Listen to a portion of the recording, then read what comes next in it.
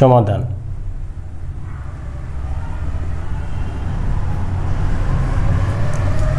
দেয়া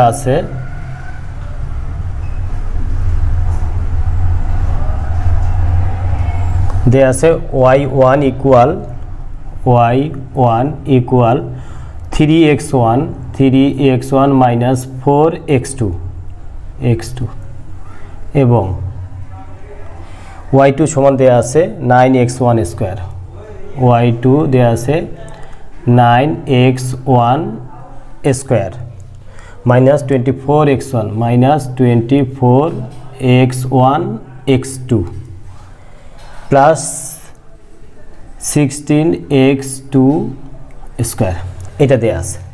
এখন আমাদের এখানে জ্যাকোবিয়ান নির্ণায়ক ব্যবহার করে এই সমীকরণগুলোর যে ফাংশনাল নির্ভরতা এটা বের করতে হবে। এখন ফাংশনাল নির্ভরতা নির্ণয় করার জন্য আমাদেরকে জ্যাকোবিয়ান নির্ণায়ক বের করতে হবে। আমরা জ্যাকোবিয়ান নির্ণায়কটা বের করব। নির্ণায়ক বের করে যদি তার মানটা শূন্য হয় তাহলে আমরা বলবো যে ফাংশনাল নির্ভরতা বিদ্যমান। আর যদি জ্যাকোবিয়ান নির্ণায়কের মান যদি শূন্য অপেক্ষা বড় বা ছোট হয় তাহলে আমরা বলবো যে নির্ভরশীল নয়। তাহলে আসা যাক এখানে জ্যাকোবিয়ান নির্ণায়ক বের করি আগে। তাহলে আমরা বের করব অতএব জ্যাকোবিয়ান নির্ণায়ক বা এই যে এইটাকে বলে যে দ্বারা জ্যাকোবিয়ান নির্ণায়ক প্রকাশ করা হয়।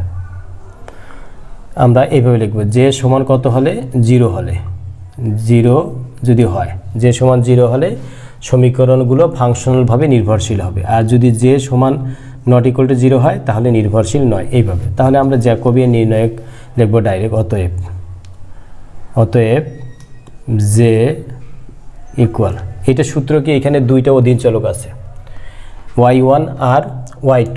এই y1 কে আমরা কি করব x1 এর সাপেক্ষে আংশিক অন্তরণকরণ করব। এই যে দেখি এই যে জ্যাকোবিয়ান নির্ণায়কের নিয়ম হচ্ছে y1, তাহলে এখানে হবে ডেল y1 কার সাপেক্ষে অন্তরকরণ করব x1 এর সাপেক্ষে, আর একবার হবে কি ডেল y1 এটাকে আবার x2। এখানে স্বাধীন চলক আছে দুইটা, x1 আর একটা x2, এই তো হয়ে গেল। তারপর আরেকটা অধীন চলক আছে y2, তাহলে ডেল y2 বাই ডেল কি হবে x1 ডেল y2 আর হচ্ছে ডেল x1। এইটা আমরা বের করে আমরা নির্ণায়কটা বের করব। ইকুয়াল কত লেখা যায়? এখন এইটাকে যদি আমরা x1 এর সাপেক্ষে অন্তর্কলন করি, এইটাকে এই সমীকরণ y1 কে x1 এর সাপেক্ষে, তাহলে কত হবে? এইখানে আছে x1 আর এইটা আছে x2, x1 না, এটা 0 হয়ে যাবে, তাহলে থাকে 3, তাহলে আমরা দিব 3। ওকে 3। তারপর কত? এইটাকে আবার যদি আমরা কার সাপেক্ষে x2 এর সাপেক্ষে করব, x2 এর সাপেক্ষে করলে এইটা 0 হয়ে যাবে, এখানে -4, এখানে হবে কত -4, এই তো -4। তারপর এটা এখন না দেই -4। এখন এই যে y2, এইটা y2 কে আমরা x1 এর সাপেক্ষে অন্তর্কলন করব।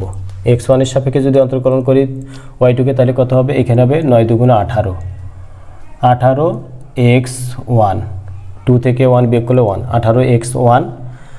তারপর কত হবে? এইখানে এ মাইনাস চিহ্ন আছে, মাইনাস দিলাম, দিয়ে এখানে x1 এর সাপেক্ষে এখানে হবে 24x2 মাইনাস 24x2। ওকে, তারপর এইখানে আবার x2 আছে, এটা 0 হয়ে যাবে, তাহলে এটা লিখবো না আমরা। ওকে, এই 4টা আমরা এই রাশিটা, এইটা একটা কলাম হইলো, এইখানে 4টা একটু দূরে দেই, 4টা মাইনাস ছিল, এইভাবে দেই। হ্যাঁ, তারপর আমরা কি করব? এই যে y2 কে আবার x1 এর সাপেক্ষে, এইটাকে আবার x1 এর সাপেক্ষে অন্তর্কলন করব, x1 এর সাপেক্ষে, সরি এটা x2 হবে, x2 এর সাপেক্ষে। তাহলে x2 এটা হবে 0 হয়ে গেল, এইটা x2 এর সাপেক্ষে করলে 24x1 হবে। কত হবে? 24x1, তারপর প্লাস হবে কত? এখানে x2, তাহলে 16 দুগুণা 32x2 হবে, 32x2, এই তো। এখন আমরা কি করব? এইটার আমরা নির্ণায়ক বের করব। তাহলে কত হচ্ছে? 3 দিয়ে এটাকে গুণ করব, গুণ করে বিয়োগ করব এটা সাহায্যে। তাহলে 3 দিয়ে যদি এটাকে গুণ করি তাহলে 3 24-এ এটাকে আমরা ডাইরেক্ট করব, কত হবে 3 24-এ 3 4 12 2 হাতে 1 3 2 6 আর কে 7 7 72 এখানে x1 হবে 72 x1 দিলাম।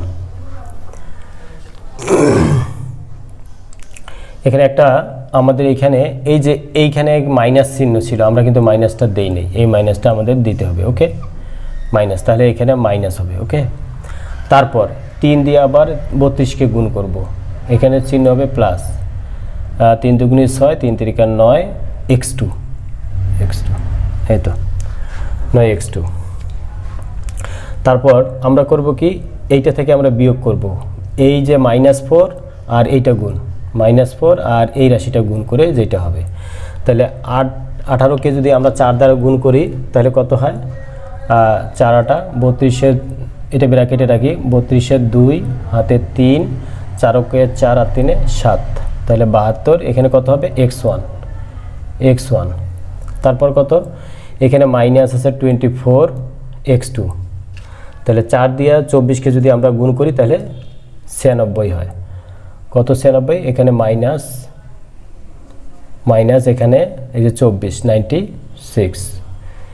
এখানে একটা বিষয় যে আমরা এখানে -4 দ্বারা 18-কে গুণ করছি, এখানে মাইনাস, এটা সূত্রের মাইনাস, এটা সূত্রের মাইনাস, এটা হলো সূত্রের মাইনাস, যে এই প্রধান কর্ণের গুণফল থেকে আমরা এইটা বিয়োগ করতেছি, এই গুণফলটা বিয়োগ করব, তাহলে এইটা ওই বিয়োগফল। আর এই যে -4 আর এইটা 18x1 গুণ করলে এইটা এমনিতে 72-এর আগে কত হবে, এটা এদিকে লিখি, দুঃখিত, এইখানে মাইনাস, এই মাইনাস, তারপর আমরা দিব কত -72x1, তারপর এই মাইনাস আর এই মাইনাস প্লাস হয়ে যায়, তাহলে কত হয় 4 24-এ 96, কত হবে x2 এটা। আবার বলি, এখানে এই যে 3 দ্বারা এই যে 24x1 -24x1 প্লাস 32x2 এটা গুণ করলে হবে এই যে -72x1 প্লাস 3 32-এ 96x2, তারপর সূত্রের মাইনাস, এটা মাইনাস দিয়েছি, এই -4 দ্বারা এই রাশিটাকে গুণ, তাহলে -4 দ্বারা 18-কে গুণ করলে 18x-কে যদি আমরা গুণ করি তাহলে -72x1। তারপর আবার এই যে -4 দ্বারা যদি আমরা -24x2-কে গুণ করি তাহলে হবে এই মাইনাস আর এই মাইনাস প্লাস 96x2, এই যে এখানে 96x2। এখন আমাদের কি করতে হবে, ইকুয়াল, এই যে -72x1 প্লাস 96x2, এই মাইনাস আর এই মাইনাসে প্লাস হয়ে যাবে, প্লাস 72x1 আর এই মাইনাস এই প্লাসে মাইনাস হবে 96x2 ইকুয়াল। এখন আমরা দেখতে পাচ্ছি যে এখানে -72x1 আর এখানে 72x1 আছে, তাহলে এইটা আর এইটা কেটে যাচ্ছে, এইটা আর এইটা কেটে যাচ্ছে, আবার 96x2 আর এইটাও 96x2, তাহলে 0 হয়ে যাচ্ছে। তাহলে আমরা দেখতে পেলাম, আমরা অতএব লিখব, অতএব যে জ্যাকোবিয়ান নির্ণায়ক ইকুয়াল 0, বা এখানে লিখি জ্যাকোবিয়ান নির্ণায়ক ইকুয়াল 0, আমরা এখানে লিখলাম জ্যাকোবিয়ান, অতএব জ্যাকোবিয়ান নির্ণায়ক ইকুয়াল 0। তাহলে এখন লিখব যেহেতু, এখন কি লিখব, যে যেহেতু